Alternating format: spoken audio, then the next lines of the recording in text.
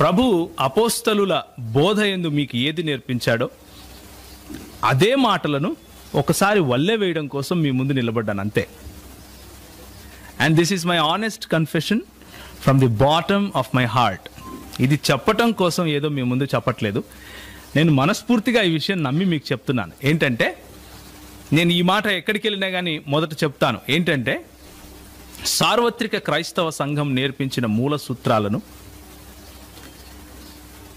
నాకు మీరు సంఘంగా ఏది నేర్పించారో దానిని ఒక లెక్కల మాస్టరు రెండెక్కం నేర్పిస్తే పిల్లవాడు నిలబడి రెండెక్కం ఎట్లా వల్ల వేస్తాడో, ఎట్లా అప్ప చెప్తాడో, that is what I will do.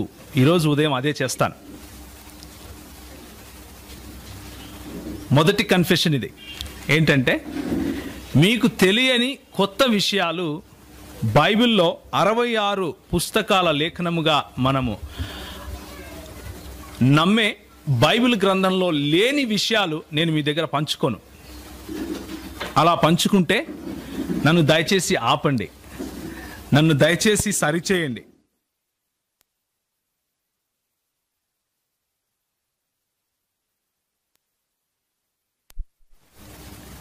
సార్వత్రిక క్రైస్తవ సంఘంలో మీరు నేను సమభాగస్థులమై ఉన్నాం. సార్వత్రిక క్రైస్తవ సంఘంలో యేసుక్రీస్తు శరీరంలో మీకు నాకు ప్రతి ఒక్కరికి, మనం ఇక్కడున్న ప్రతి ఒక్కరికి అంతే ప్రాముఖ్యత ఉంది. కనుక సార్వత్రిక క్రైస్తవ సంఘంలో మనకు చెప్పిన అపోస్తుల కార్యము 2:42 ప్రకారం అపోస్తుల బోధ యందును, సహవాసమందును, రొట్టె విరుచుట యందును, ప్రార్థన యందును, ఈ 4 పిల్లర్స్, ఈ 4 సంఘానికి కావలసిన ప్రాముఖ్యమైన బోధలు, వీటిలో కట్టుబడి మనం అందరము ఉన్నాం. కట్టుబడి ఉండే ముందుకు వెళ్ళాలి. అదే మీరు నాకు నేర్పించారు, అదే సంఘం నాకు నేర్పించింది. అవే మాటలు మనం ఈరోజు మళ్ళీ ఒకసారి చూసుకుంటాం. మొట్టమొదటిగా అపోస్తుల బోధ అనే విషయంలో మాత్రమే ఈరోజు మనం సమయం గడుపుతాం. ప్రభు చిత్తం అయితే మిగిలిన విషయాలు మిగిలిన విషయాలు కొద్ది దినాల తరువాత ప్రభు చిత్తమై ఇంకెక్కడైనా మనం కలిస్తే మనం మాట్లాడుకుంటాం. ఈరోజు నేను మొదట చేసిన కన్ఫెషన్, ఒప్పుకోలు ఏంటంటే, క్రొత్త విషయము మీకు తెలియనిది నేను చెప్పను. రెండవ కన్ఫెషన్ ఏంటంటే, నాకు మాత్రమే తెలుసు అన్న దృక్పథంతో నేను రావటం లేదు. మీకు అస్సలు తెలియదు అన్న దృక్పథంతో అస్సలు రావటం లేదు. నేను నిజంగా నా మనస్ఫూర్తిగా ఈ మాట నేను చెప్తున్నాను. నేను నిజంగా ఎలాంటి దృక్పథంతో, ఎలాంటి యాటిట్యూడ్తో వస్తున్నాను అంటే, మనం కలిసి నేర్చుకుందాం, మనం కలిసి చదువుదాం అన్న దృక్పథంతో వస్తున్నాను. బెరీయులు ఏ విధంగా అయితే లేఖనాలను పరిశోధించారో అదే పద్ధతిలో ఈరోజు గనక మనం ఈ ఒక్కరోజు లేఖనాలను పరిశీలించగలిగితే తప్పకుండా అద్వితీయ సత్యదేవుని గురించిన సత్యము, సంపూర్ణ సత్యము అన్న చెప్పినట్లు మన టైనీ మైండ్స్లో మనం ఇరికించుకునే అవకాశం, లేకపోతే ఇరికించుకునే ప్రయత్నం మనం ఎంత చేసినా జరగదు. ఆయన అంతటికి ఆయన ప్రత్యక్షపరుస్తే తప్ప. సో ఈరోజు ఉదయం నేను ఎందుకు ఈ మాటలతో స్టార్ట్ చేస్తున్నాను, ఎందుకు ఈ మాటలతో మొదలు పెడుతున్నాను అంటే, మీలో ఉన్నటువంటి కొంతమంది ఎక్స్పీరియన్స్డ్ అన్నవాళ్లతో పోల్చుకుంటే నాకు నిలబడటానికి ఇక్కడ భయంగా ఉంది. ఒకవేళ నేను తడబడితే, ఒకవేళ నేను కన్ఫ్యూజ్ అవుతానేమో, ఒకవేళ నేను సరైన సమాధానాలు అందరికీ చెప్పలేనేమో అన్న భయం నిజంగా నాలో ఉంది ఈరోజు. ఎందుకంటే కూర్చున్న వాళ్ళు మీరు చాలా విఘ్నులు, తెలిసిన వాళ్ళు, అనుభవం ఉన్నవాళ్ళు, థియలాజికల్ కాలేజెస్కు వెళ్ళి పాఠాలు చెప్తే నేర్చుకొని వచ్చి ఒకవేళ నా ముందు కూర్చుంటే నేను ఇంత భయపడుతూ వణుకుతో దేవుని వాక్యం తీయకపోవచ్చు. ఎందుకంటే అది ఒకరు నేర్పిస్తే వచ్చిన విద్య. కానీ ఇక్కడ ఉన్నటువంటి మీరు ఎక్స్పీరియన్స్డ్ పీపుల్ ఎవరైతే ఉన్నారో, మీరు ఒకరు నేర్పిస్తే నేర్చుకున్న వాళ్ళు కాదు. ప్రభు పాదాల దగ్గర కూర్చొని సంఘాలలో ప్రభువు మీకు ఇచ్చిన మాటను ఉన్నది ఉన్నట్లుగా ప్రజలకు చెప్పేవాళ్ళు, ఉన్నది ఉన్నట్లుగా ప్రభు మాటను ప్రభు ప్రజలకు పంచాలి అని ఆశపడేవాళ్ళు. మీ దగ్గర అణకువతోనూ భయముతోనూ వస్తున్నాను. దయచేసి నన్ను భరించండి అని ప్రాధేయపడుతున్నాను. రాబోయే ఒక 3 గంటలు లేకపోతే 4 గంటలు నన్ను భరించమని ప్రాధేయపడుతున్నాను. తలలు వంచుకుంటే ఒక 2 మాటలు ప్రభువును ప్రార్థిద్దాం. ఈ 3-4 గంటల్లో నేను ఏ రోజు ఎప్పుడైనా సరే లేఖనము అని వాడితే, స్క్రిప్చర్స్ అని వాడితే, దేవుని వాక్యము అన్న పదం వాడితే అది కేవలం 66 పుస్తకాలున్న బైబిలే అని దయచేసి మీరు గమనించండి. ఇంకెవరో రాసిన పుస్తకాలు, సేవకన్న రాసి చెప్పిన మాటలు, సేవకుడు చెప్పిన వాక్యం, మా అన్న ఫలానా అన్నకిచ్చిన ప్రత్యక్షతను బట్టి మేము ఇట్లున్నాము, ఇట్లాంటి మీరు దయచేసి పక్కన పెట్టండి. ఈ 4 గంటలు 66 పుస్తకాలలో ఉన్న లేఖనాల గురించి మాత్రమే మనం మాట్లాడుకుంటున్నాం. ఒకవేళ మీరు ఏదైనా మంచి ఆర్గనైజేషన్, క్రైస్తవ ఆర్గనైజేషన్కు మీరు చెంది ఉంటుంటే మీ ఫార్ములాస్ గురించి నేను మాట్లాడను. మీ ఫార్ములాస్ను బట్టి దేవుణ్ణి నిర్వచించే ప్రయత్నం నేను చేయను.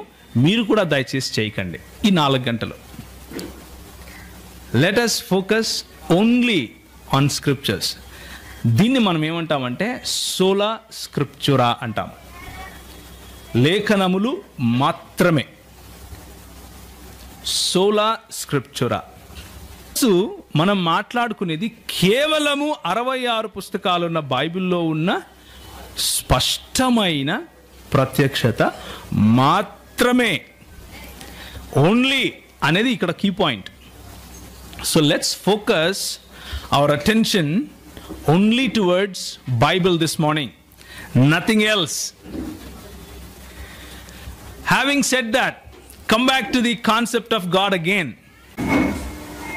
మనకు అందుబాటులో ఉన్న దేవుడు అనే కాన్సెప్ట్స్ కనుక మనం చూస్తే అవి ఏవేవంటే, ఏకేశ్వరవాదము అంటే ది మోనోథియిస్టిక్ రిలిజన్స్. ఏకేశ్వరవాదము అంటారు దీన్ని. మోనోథియిస్టిక్ రిలిజన్స్ లో ఏవేవి ఉన్నాయంటే, యూదా క్రైస్తవ సంప్రదాయము అంటే యూదా మతానికి చెందినటువంటి వాళ్ళు, క్రైస్తవ మతానికి చెందినటువంటి వాళ్ళు, లేదా క్రైస్తవ మార్గానికి, క్రైస్తవ పంథకు, లేదా క్రైస్తవ మతానికి చెందినటువంటి దేవుడు అన్న ఆలోచన, క్రైస్తవ మతం నుంచి బయటకు వచ్చినటువంటి తెగలు కొన్ని ఉన్నాయి. యూదా క్రైస్తవ సాంప్రదాయం నుంచి బయటకు వచ్చినటువంటి సిమిలర్ తెగలు అంటే ప్యారలల్ గా ఉంటాయి, అవి కొన్ని ఉన్నాయి. వాటిలో కూడా దేవుడు అన్న కాన్సెప్ట్ మనం చూస్తాం. దేవుడు లేదా దేవత అని ఉండదు అని నా ఉద్దేశం. దేవుడు అన్న కాన్సెప్ట్ మనం చూస్తాం. వీళ్ళని మోనోథియిస్టులు అంటారు, ఏకేశ్వరవాదులు అంటారు. నిజానికి మోనోథియిస్టులు ఎవరు? నిజానికి ఒకడే దేవుణ్ణి, అద్వితీయ దేవుణ్ణి ఆరాధించే సమూహము లేకపోతే సముదాయము, దానిని బైబిల్లో సంఘముగా పేర్కొన్నారు. అది ఏంటి అన్నది మనం ముందు ముందు చూస్తాం. మోనోథియిస్టుల తరువాత మనకు మిగిలింది ఏంటంటే, మోనోథియిస్టులు కాని ప్రపంచం ఉంది, ఏకేశ్వరవాదం కాని ప్రపంచం ఒకటి ఉంది.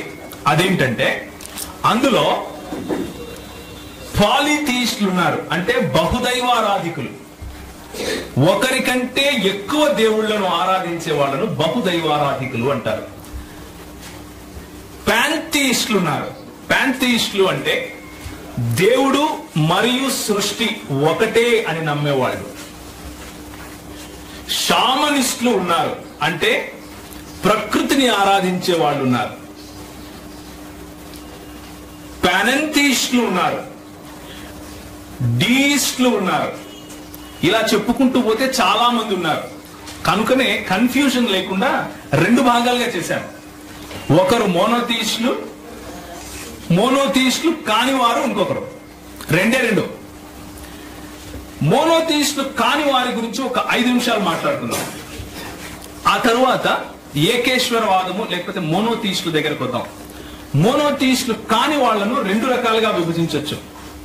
మొదటిది ఒక సృష్టికర్త లేకపోతే కర్తలు, తర్వాత సృష్టి.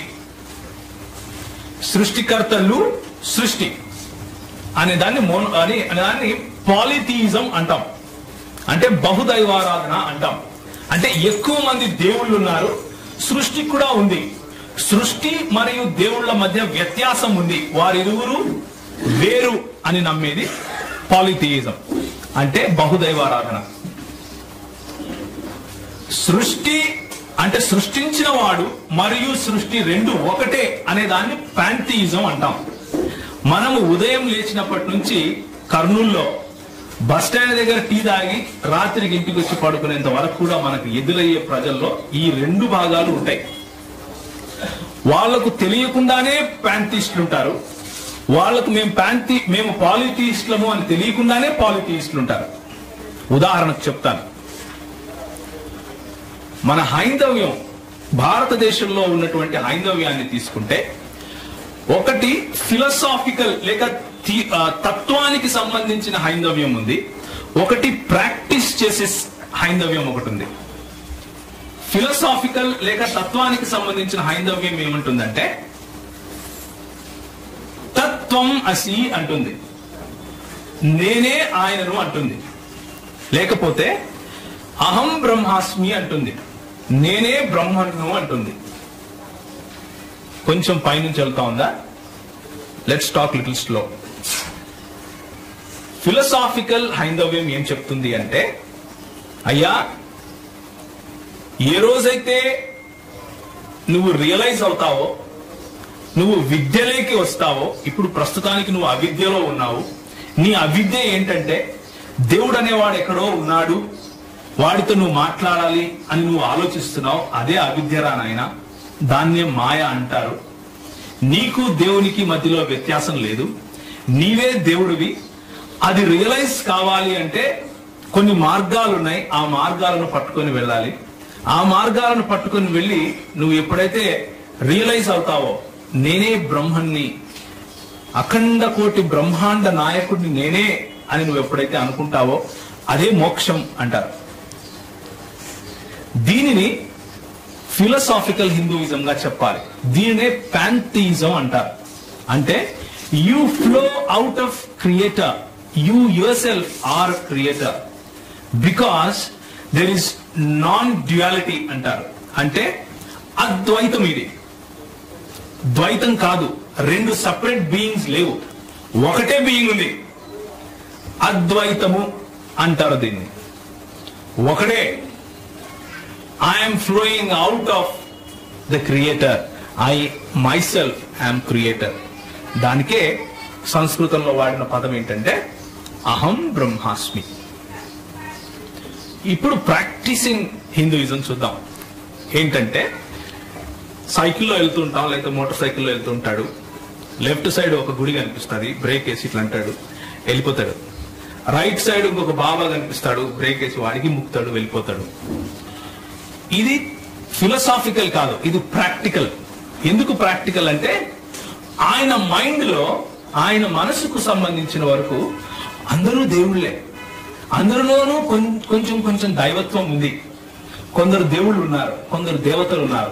అన్ని కూడా ఈ కాన్సెప్ట్ ఏమంటారంటే బహుదైవారాధన అంటారు. ఈ కాన్సెప్ట్ గ్రీక్ ఫిలాసఫీలో కూడా ఉంది. అంటే నూతన నిబంధన గ్రంథం రాయబడక ముందు గ్రీక్ ఫిలాసఫీ ఏదైతే ఉందో, గ్రీకు దేశస్థులు ఎవరైతే ఉన్నారో వాళ్ళు కూడా బహుదైవారాధన చేసేవాళ్ళు. వాళ్లకు కూడా ప్రతి ఒక్కదానికి ఒక్కొక్క దేవత, ఒక్కొక్క దేవుడు ఉండేవాడు. ఇది కొత్త కాదు. అబ్రహామును పిలుచుకున్న దేవుడు అబ్రహామును ఏ ప్రాంతం నుంచి పిలుచుకున్నాడండి? మెసొపొటేమియా అనే ప్రాంతం నుంచి పిలుచుకున్నాడు. మెసొపొటేమియా అనే ప్రాంతము ఈ రోజు మనకున్నటువంటి భారతదేశానికి పైన లెఫ్ట్ హ్యాండ్ సైడ్ లో వరల్డ్ మ్యాప్ కనుక మీరు చూస్తే, లెఫ్ట్ హ్యాండ్ సైడ్ లో ఇరాక్, ఇరాన్, సిరియా, కనాను ప్రాంతము అంటే ఇప్పుడున్న యెరూషలేము, ఆ తరువాత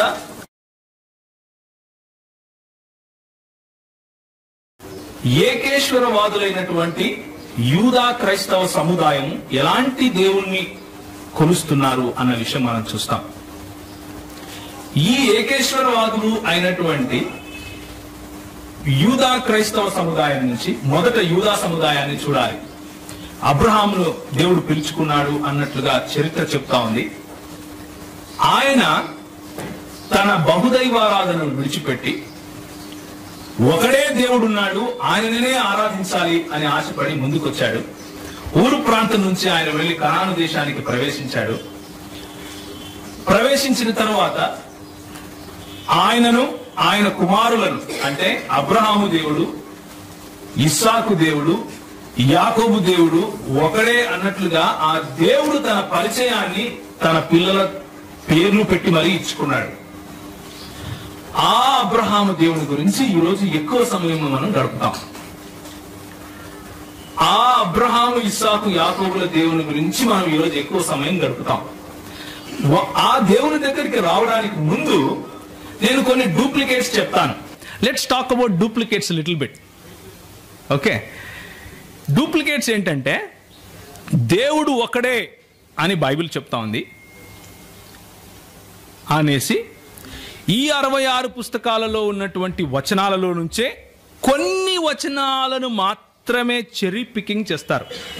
చెరీ పికింగ్ అంటే నీకు ఇష్టమైనదే తింటావు, నీకు ఇష్టం లేనిది అసలు భోజనమే కాదంటావు. దాన్ని చెరీ పికింగ్ అంటారు.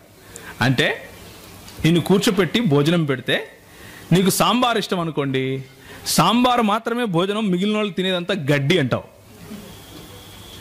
నీకు బిర్యానీ ఇష్టం అనుకోండి, బిర్యానీ పెట్టించుకుంటావు, మిగిలిన వాళ్ళందరూ ఎర్రోళ్ళే. ఇంకా దాన్ని చెరీ పికింగ్ అంటాం. అలా చేస్తూ కొన్ని తెగలు బయటకు వచ్చాయి. ఆ తెగలు ఏంటివంటే ఈ 66 పుస్తకాలలో ఉన్న కొన్ని గ్రంథాలను తీసేస్తారు, లేకపోతే మొత్తం గ్రంథాన్నే తీసేస్తారు, కానీ కాన్సెప్ట్ని పట్టుకుంటారు. లేకపోతే కొన్ని వచనాలను మాత్రమే తీసేస్తారు. అలాంటి వాళ్ళలోనే డీయిజం అనేది ఒకటి ఉంది. అంటే దేవుడు ఉన్నాడు, సృష్టించాడు, కానీ సృష్టించేసి వదిలేశాడు, దాన్ని ఇంక పట్టించుకోడు. దేవునికి ఆ సృష్టికి సంబంధం లేదు. ఇది అమెరికా దేశంలో పుట్టింది. ఇంకొక వాదం ఉంది, అదేంటంటే ఫైనైట్ గాడిజం, అంటే పరిమితులున్న దైవవాదం, పరిమిత దైవవాదము అంటారు దీన్ని. ఆ దేవునికి కొన్ని పరిమితులు ఉన్నాయి. బోర్ కొడతా ఉందా? తప్పదు, ఇది తెలుసుకోవాలి. సో అన్నిటికంటే పాపులర్, అన్నిటికంటే ముఖ్యమైన కొన్ని తెగలు ఉన్నాయి బయటకు వచ్చినటివి. అవేంటివి అంటే నేను మీకు ఒక స్లైడ్ చూపిస్తాను, దాన్ని చూడండి. అందులో ఉన్న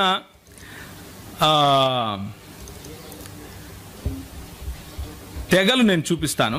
ఆ తెగలు ఇవన్నమాట. చూడండి, ఎబియోనైట్స్ అంటారు, అంటే ఎబియోనీయులు. వీళ్ళు క్రీస్తు దైవత్వాన్ని విస్మరించారు. వీరు కూడా ఒక యూదా క్రైస్తవ సముదాయం నుంచి బయటకు వచ్చినటువంటి తెగయే. డాసెటిక్ నాస్టికులు ఉన్నారు. వాళ్ళు ఆయన దైవత్వాన్ని మాత్రమే చెప్పారు, కానీ ఆయన మనుష్యుడు కాదు అన్నారు. ఎవరు? యేసుక్రీస్తు. ఏరియన్లు ఉన్నారు. ఏరియన్లు అనేవాళ్ళు ఈరోజు పేరు మార్చుకొని యెహోవా సాక్షులయ్యారు. వాళ్ళు ఏమంటారంటే యేసుక్రీస్తు ఒక చిన్న దేవుడు అంటారు. ఓకే. మోనోఫిజైట్లు ఉన్నారు. వాళ్ళు ఏమంటారంటే యేసుక్రీస్తు దేవుడే, కానీ ఆయనలో కొంచెము మానవత్వం అక్కడక్కడ ఉంది అంటారు. కొంచెం మానవత్వం అంటే పూర్తిగా లేఖనాలను ఉన్నట్లుగా తీసుకోము వీళ్ళెవరు కూడా. మరియమైట్లు అంటే మరియమ్మను మిగిలిన వాళ్ళను కూడా దేవుళ్ళుగా చేసుకునేవాళ్ళు మిగిలిన వాళ్ళు. సో ఇది మీరు రాసుకుంటాను అంటే మీరు రాసుకోండి, నేను ఆపను. ఎందుకంటే మీ చేత్తో రాసుకున్నటువంటి మీ చేత్తోనే మీరు రాసుకుంటే మీకు పనికి వస్తుంది. అయినప్పటికీ నేను మీకు ఈ స్లైడ్స్ మొత్తము ఈమెయిల్లో ఇస్తాను.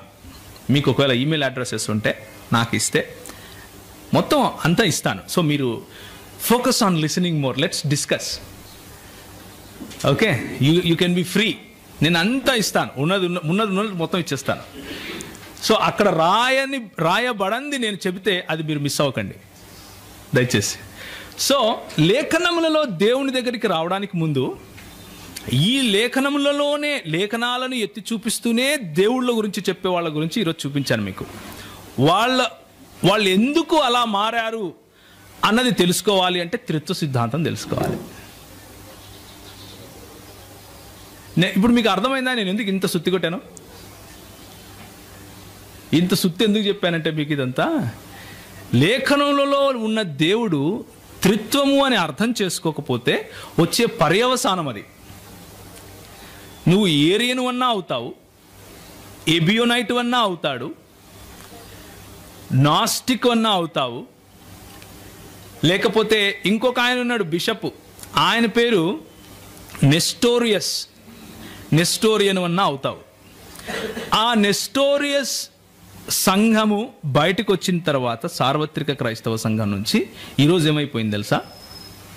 ఇస్లాం అని పేరు పెట్టారు దానికి. మెజారిటీ దేశాలు టర్కీ దగ్గర నుంచి అరేబియా వరకు అన్ని నెస్టోరియన్ చర్చెసే ఉండేటివి.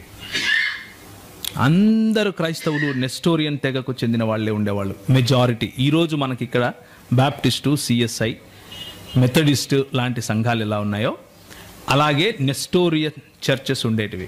వాళ్ళందరూ ఏమయ్యారంటే ఇస్లాంను పుచ్చుకున్నారు. So the importance of the concept of God, దేవుడు అన్న ఈ అంశానికి ఉన్న ప్రాముఖ్యతను గురించి మీకు చెప్తున్నాను. దేవుడు అన్న అంశానికి ఉన్న ప్రాముఖ్యత ఏంటంటే మన ప్రామాణిక క్రైస్తవ మూల విశ్వాసాలు కొన్ని ఉన్నాయి మనకి. ఈ మూల విశ్వాసాలు లేని వాడిని క్రైస్తవుడు అని మనం పిలవము.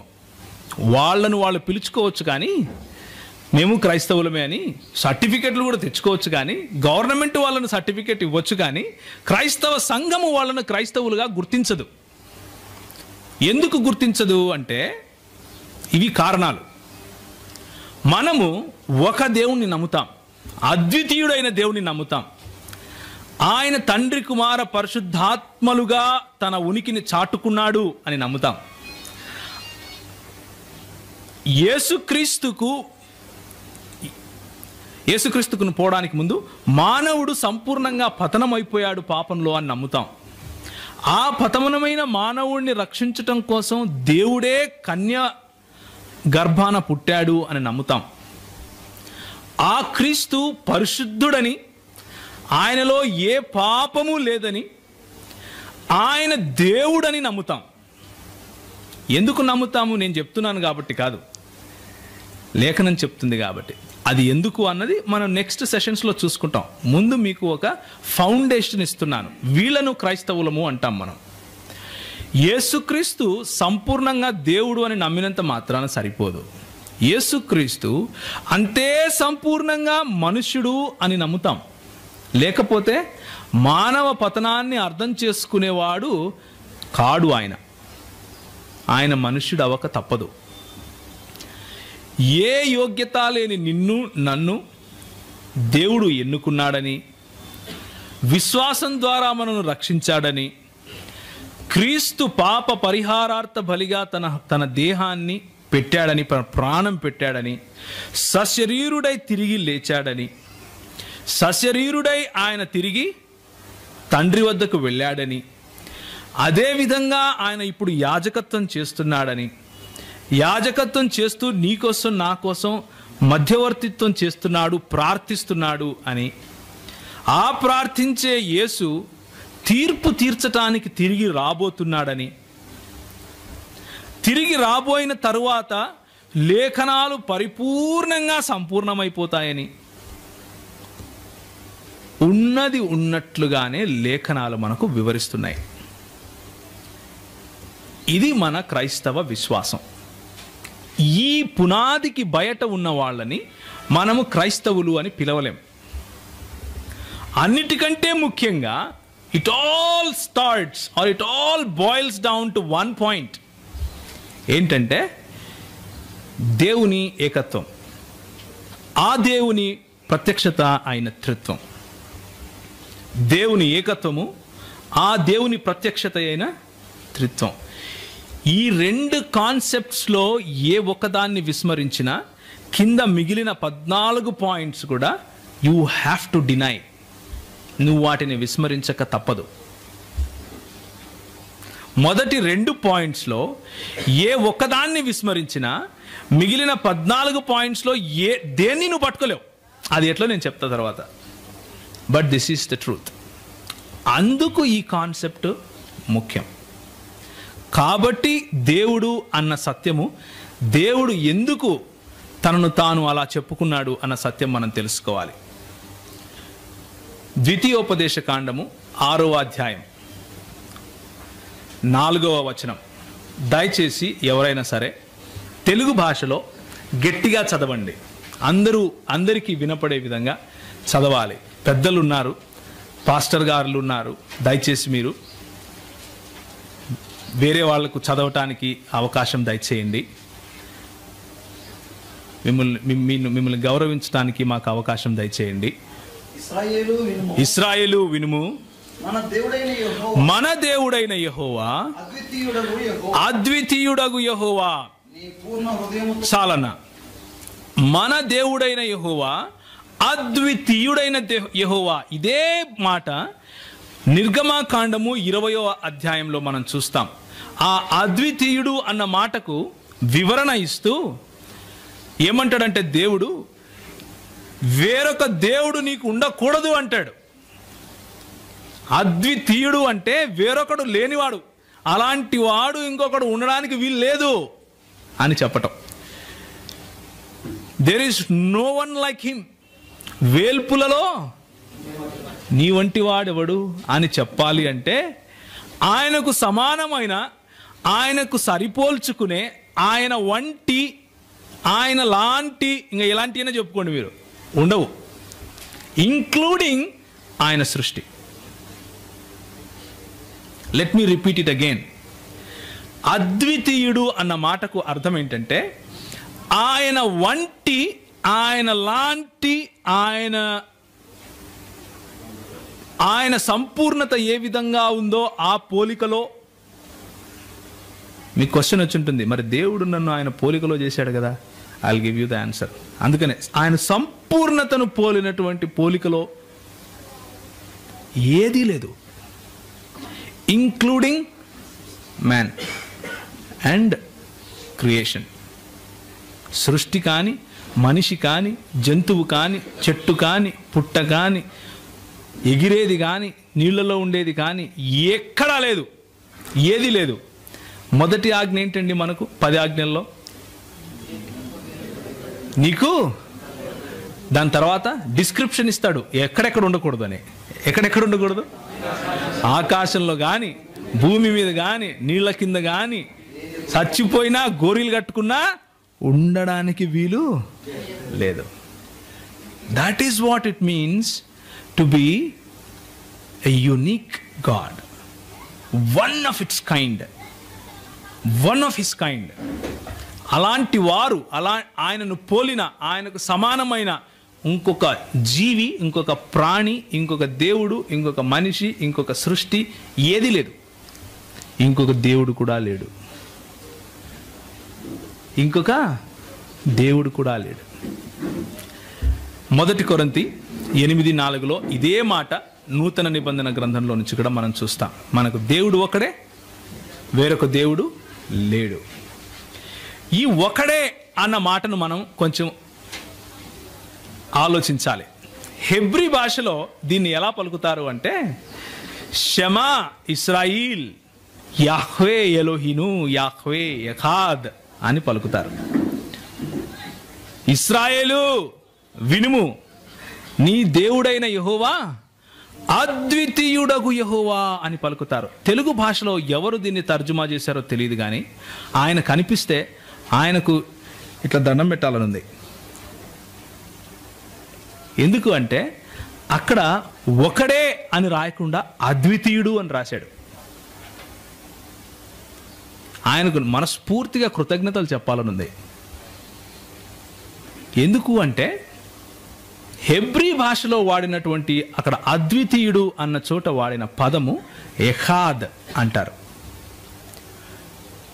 ఎఖాద్ అన్న పదానికి ఎందుకు ఒకడే అని వాడకూడదు నెక్స్ట్ సెషన్లో చూద్దాం. నెక్స్ట్ సెషన్లో మనం చూస్తాం ఎందుకు మనం ఎఖాద్ అన్న పదానికి ఒక్కడే అని రాయకూడదు, ఒక్కడే అని రాస్తే వచ్చే సమస్య ఏంటి అన్న విషయాన్ని మనం నెక్స్ట్ సెషన్లో చూస్తాం. ప్రస్తుతానికి మనం ఏం చూస్తామంటే దేవుని గుణ లక్షణాలను చూస్తాం. ఏ కాన్సెప్ట్ అయితే దేవుడు అన్న ఈ అంశము మనకున్నటువంటి పరిధిలో, మన పరిధి ఏంటి? లేఖనమే మన పరిధి. లేఖన పరిధిలో ఆయన తనను తాను ఏ విధంగా బయలుపరుచుకున్నాడు, ఏ విధంగా ప్రత్యక్షపరుచుకున్నాడు అన్న విషయాన్ని గమనించి చూద్దాం. 2 గుణ లక్షణాలతో ఆయనను మనం అర్థం చేసుకునే ప్రయత్నం చేద్దాం. మొదటిది నైతిక గుణ లక్షణాలు, రెండవది నైతికము కాని నిస్తరమైన, లేకపోతే నైతికేతర. నిస్తరము అంటే అబ్సల్యూట్, ఆయనకు తప్ప ఇంకొకరికి అంటనివి, ఆయనకు తప్ప ఇంకొకరికి మనము చెప్పలేనివి, ఆయనకు తప్ప ఇంకొకరికి మనము ఆపాదించలేని గుణాలు. అవి ఏంటి అంటే ఆయన అనంతుడు, అంటే ఆయన ఇన్ఫైనైట్ గాడ్, అన్లిమిటెడ్ గాడ్. ఆయన స్వయంభూ అయి ఉన్నాడు, స్వయంభవుడు అంటే సెల్ఫ్ ఎగ్జిస్టింగ్, అన్క్రియేటెడ్, అన్కాజ్డ్. ఆయన మార్పు లేనివాడు. He is unchangeable. అన్చేంజబుల్ అంటే ఎప్పటికీ ఆయనలో మార్పు రాదు. నిన్న మార్పు లేదు, ఈరోజు మార్పు ఉండదు, రేపు మార్పు రాదు. ఆయన నిత్యుడు, అంటే ఒకరోజు ఉండి ఇంకొక రోజు లేకుండా ఉండేవాడు కాదు. ఆయనకు ఒక మొదలు ఒక అంతము అనేది ఉండదు. ఆయన అన్నీ చేయగలవాడు, అంటే ఆయన సర్వ సామర్థ్యము గలవాడు, సర్వ సమర్థుడు. ఆయన సర్వజ్ఞుడు. సర్వజ్ఞుడు అంటే అన్నీ తెలిసినవాడు. అదేవిధంగా ఆయన సర్వవ్యాపి అయిన దేవుడు, అంటే అన్ని చోట్ల ఒకే సమయంలో ఉండగల వాడు. ఈ 7 పాయింట్స్లో ఏ ఒక్క పాయింట్ అయినా సరే వేరే క్రియేషన్కి, అంటే సృష్టిలో దేనికైనా సరే ఆపాదించే ప్రయత్నం చేసి చూద్దాం, సాహసం చేద్దాం. ఆలోచించి చూడండి, ఎవరికి చెప్పచ్చు? ఆలోచించి చూద్దాం, జస్ట్ ఒక 2 minutes. ఎవరికి చెప్పచ్చు? అనంతుడు అంటే ఏంటన్నా?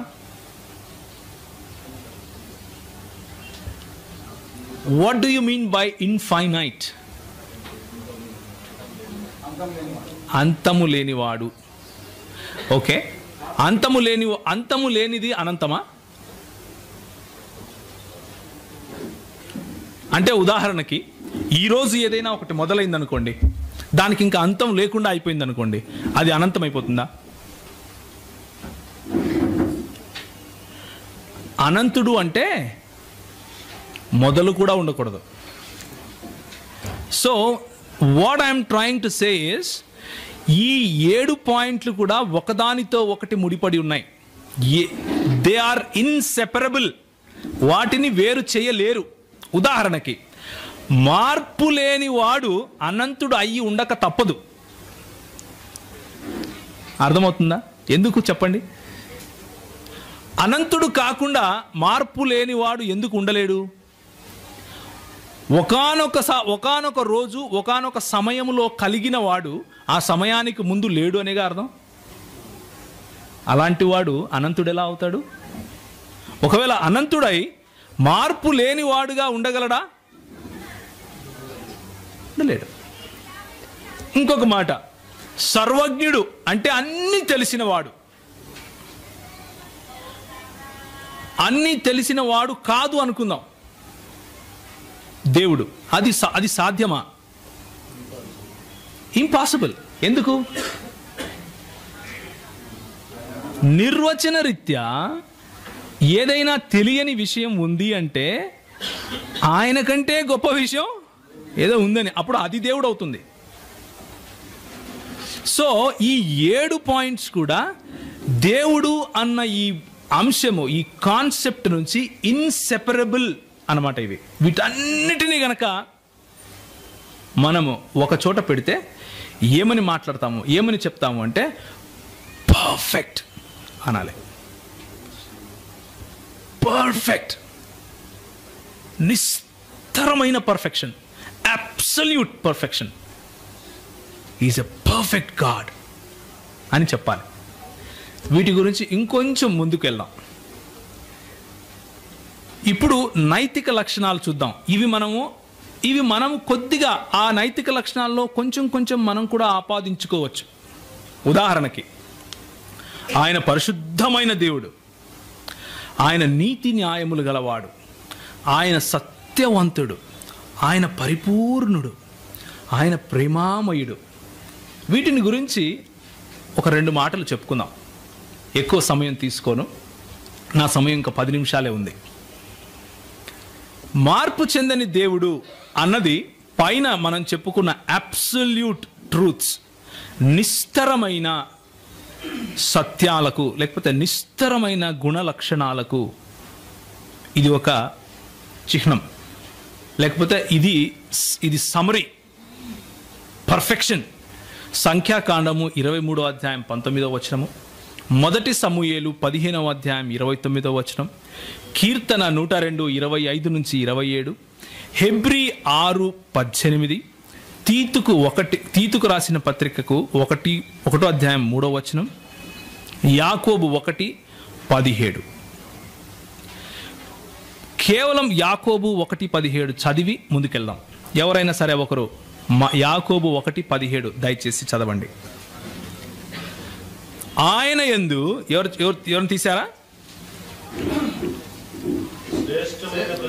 శ్రేష్టమైన ప్రతి ఈవియు, సంపూర్ణమైన ప్రతి వరమును చదవండి అన్న. జ్యోతిర్మయుడగు తండ్రి వద్ద నుండి వచ్చును, ఆయన యందు ఏ చంచలత్వమును గమనాగమనముల వలన కలుగు ఏ ఛాయ అయినను లేదు. దేర్ ఇస్ నో చంచలత్వము, ఆయనలో మార్పు రాదు, ఆయనలో గమనాగమనముల వలన కలిగే ఏ ఛాయ ఉండదు అని యాకోబు చాలా స్పష్టంగా హీ ఈజ్ సమరైజింగ్ ఇట్.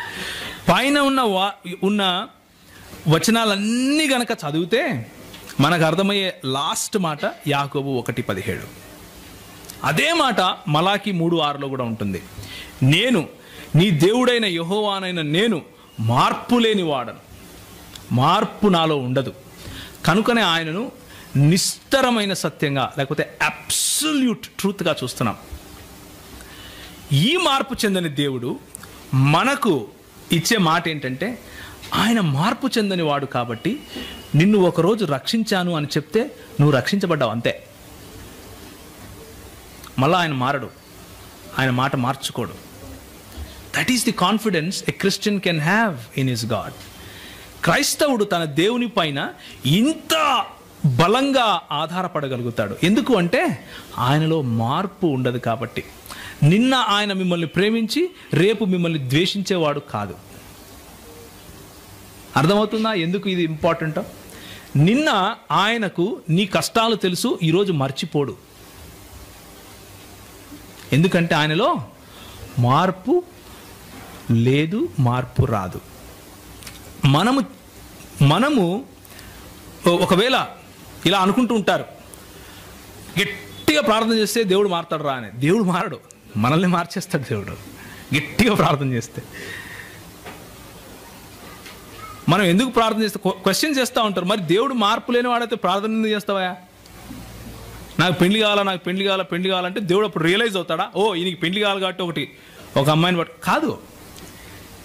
నువ్వు ప్రార్థన చేసేటప్పుడు దేవుడు నిన్ను తయారు చేస్తాడు. He prepares you. ఆయన మార్పుకు లోనవుడు, నిన్ను మారుస్తాడు.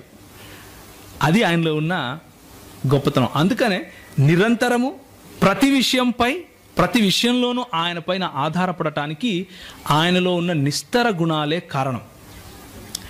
ఇప్పుడు మనం నైతిక గుణలక్షణాలు కనుక చూసుకుంటే, మొట్టమొదటిగా మనం అర్థం చేసుకోవాల్సింది ఏంటంటే, దేవుడు ఏదో ఒక ఫోర్స్ కాదు. ఫోర్స్ అంటే ఒక కరెంటుకు ఒక స్విచ్ చేసామనుకోండి, ఫ్యాను తిరుగుతుంది. కరెంటుని ఏమంటాం? పవర్, ఫోర్స్ అంటాం, అవునా? ఆ ఫోర్స్ని నడిపించడానికి కరెంటుకు స్విచ్ చేసేవాడు కావాలి, వేసేవాడిని వ్యక్తి అంటాం, అవునా? So that's the difference. దేవుడు ఒక శక్తి మాత్రమే కాదు, వ్యక్తిత్వము కాదు. వ్యక్తిత్వం ఉన్న ఒక వ్యక్తి. ఆయన ఒక వ్యక్తి అయి ఉన్నాడు. ఏదో ఒక శక్తి అనుకుని పొరపడితే మనం ఏమవుతామంటే యెహోవా సాక్షుల్లో కలిసిపోతాం. అది ఎందుకో నేను చెప్తాను. ఓకే, దేవునికి ఒక మనసు ఉంది, ఆయనకు ఒక చిత్తం ఉంది, ఆయనలో భావనలు ఉన్నాయి. మనసు ఉంది అంటే ఆయన ఆలోచించగలవాడు, ఆయన క్లిష్టమైన డిజైన్స్ చేయగలవాడు. అంటే మన సృష్టిని చూస్తే మనకు తెలిసిపోతుంది. దీన్ని ఆంటలాజికల్ ఆర్గ్యుమెంట్ అంటారు. అదేవిధంగా ఆయనకు చిత్తం ఉంది అంటే ఆయన కొన్ని చాయిసెస్ చేసుకోగలుగుతాడు. నేను ఇది చెయ్యను, నేను ఇది చేస్తాను అన్న నిర్ణయాలు తీసుకోగలవాడు. అదేవిధంగా ఆయనను మీరు బాధ పెట్టచ్చు, సంతోష పెట్టచ్చు. ఆయనకు భావనలు ఉన్నాయి. కాబట్టి ఆయనను మనము, దేవుణ్ణి యూదా క్రైస్తవ సముదాయము ఒక వ్యక్తిగా చూస్తూ ఉంది. యూదా క్రైస్తవ సముదాయం చెప్పే ఈ లేఖనాలు దేవుణ్ణి ఒక వ్యక్తిగా చూస్తున్నాయి.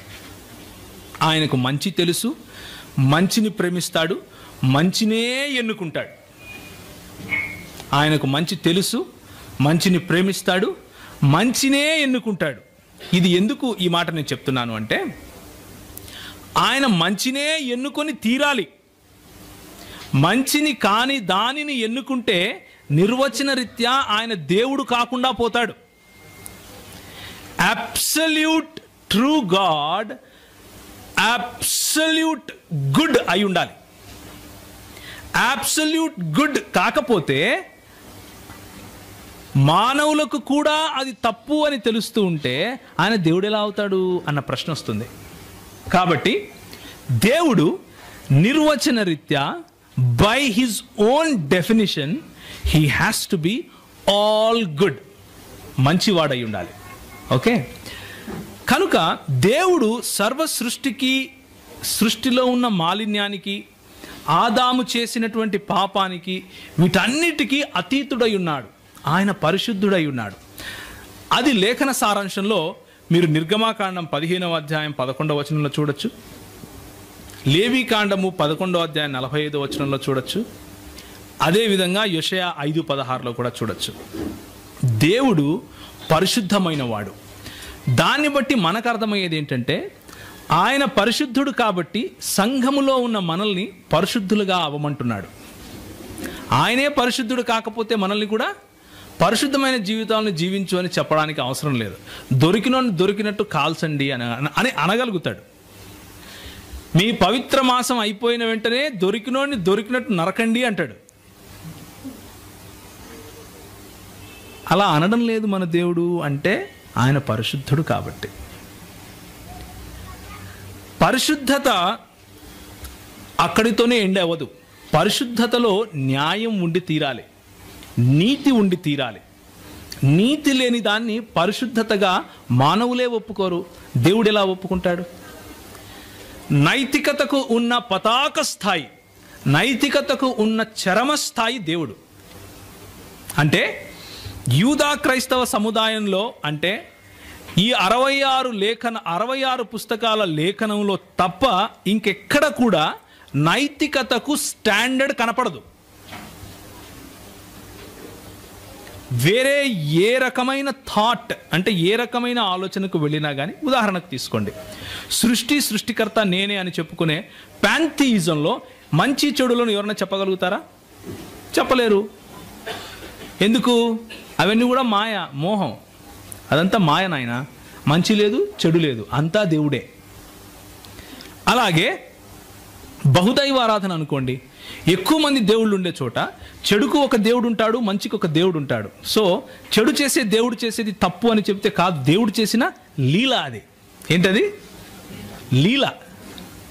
మంచి చెడులకు నిర్వచనం ఇవ్వాలి అంటే యూదా క్రైస్తవ సమాజం చెప్పే దేవుడి దగ్గరికి రాక తప్పదు.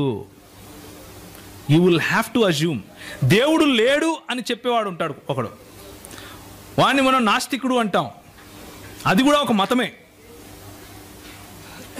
ఆ మతంలో నుంచి కూడా మంచి చెడులను ఎవరు చెప్పలేరు. ఎందుకు అంటే ఇది మంచి అని చెప్పాలి, ఇది చెడు అని చెప్పాలి అంటే దేవుడు తప్ప వేరే స్టాండర్డ్ చూపించలేడు. ఎక్కడి నుంచి వచ్చింది మంచి చెడు అంటే ఆన్సర్ ఉండదు. యూదా క్రైస్తవ సమాజం చెప్పే దేవుని దగ్గరికి వస్తే ఆ మంచి చెడులకు నాంది పునాది ఆయనే అని లేఖనం చెబుతుంది. దీని మీద ఏదైనా క్వశ్చన్ ఉంటే తర్వాత నన్ను అడగండి. సో ఆయన నీతి న్యాయము గలవాడు, ఆయన రోషము గల దేవుడు. నిర్గమాకాండము 34:14, ఎహెచ్కేలు 39:25. ఆయన పరిపూర్ణతలో నివసించే దేవుడు. దేవుడు పరిపూర్ణుడు. ఆయన ఉనికి యందు కానీ ఏది తక్కువగా లేదు. He is self sufficient. ఆయన పరిపూర్ణుడు కాబట్టి ఆయన యందు నిరీక్షించే మనము ఒకానొక రోజు ఏమవుతాం? పరిపూర్ణులమవుతాం. ఆయనలో యథార్థత ఉంది. ఆయన తప్పులు చెప్పడు, ఆయన అబద్ధాలు చెప్పడు. నేను అబద్ధాలు చెప్పటానికి మనుషుణ్ణి కాదు అని ప్రభు చెప్తాడు. యథార్థవంతుడు మన దేవుడు. వీటన్నిటినీ గనక, అంటే ఈ నైతిక స్టాండర్డ్స్ అన్నిటిని మనం సమ్మరైజ్ చేయాలి అంటే, ఒక సారాంశం ఇవ్వాలి అంటే దానికి ప్రేమ అని పేరు పెట్టాలి. సర్వంలోనూ మంచితనం అన్నదానికి ప్రేమ అని పేరు పెట్టాలి. సో మన దేవుడు ప్రేమించే దేవుడు గనుక మనకు ఆయన ప్రేమను నేర్పుతాడు, ప్రేమించాలి అని చెబుతాడు. ఇప్పుడు ఈ 2 నిమిషాలు మీ మెదడుకు ఒక మేత పెట్టేసి వదిలేస్తాను. టీ బ్రేక్ సమయంలో వీటిని గురించి ఆలోచించండి. నెక్స్ట్ సెషన్కి వచ్చినప్పుడు ఇది ఎలా సాధ్యం అని మీరే ఆలోచించండి. ఒక పక్క పర్ఫెక్ట్ దేవుడు ఉన్నాడు, అంటే నిస్తరమైన అబ్సల్యూట్ ట్రూ గాడ్ ఉన్నాడు. ఇంకొక పక్క ప్రేమకు ప్రతీకగా ఉన్నాడు. పతాక స్థాయిలో ఆయన ప్రేమ ఉంది. ఆయన హీఈస్ ఎ జస్ట్ గాడ్. ఆయన న్యాయమైన దేవుడు. ఆయన పాపాన్ని చూస్తే నేను సహించను అని చెప్పే దేవుడు. యథార్థవంతుడు, అంటే నిజం చెప్తున్నాడు. At the same time he is all powerful, all knowing. He can be here and in heaven at the same time. ఇలాంటి నిస్తరమైన విలువలు ఉన్నాయి. నైతికతలోనూ పతాక స్థాయి ఆయనదే. అప్పుడు ఆలోచించి చూడండి, ఒకానొకప్పుడు ఒకవేళ దేవుడు ఒంటరివాడైతే, ఒంటరివాడు అంటే దేవునిలో బహుళత్వం లేకపోతే, త్రిత్వము కాకపోతే, ఒకానొక సమయంలో హీ ఈస్ పర్ఫెక్ట్, ఆయన అన్నిట్లోనూ self sufficient, and he is all loving. Is it possible? ఎవరిని ప్రేమించాడు? ఎవరితో మాట్లాడాడు? ఆయనకు రిలేషన్స్ అన్నవి ఎలా తెలుసు? ఆయనకు అన్నీ తెలిసి ఉండాలి. ఆయన సర్వగుణ సంపన్నుడు, అంటే ప్రేమలో పతాక స్థాయి ఉన్నవాడు. నైతికేతర అంటే పర్ఫెక్షన్ అనే ఈ గుణాలు, ప్రేమ అనే ఈ గుణం, ఈ రెండింటిని బ్యాలెన్స్ చేయాలి అంటే దేవుడు ఒంటరివాడు అయితే సాధ్యపడుతుందా? టీ బ్రేక్లో ఆలోచించండి. తలలు వంచుకుంటే ప్రార్థన చేసుకుందాం.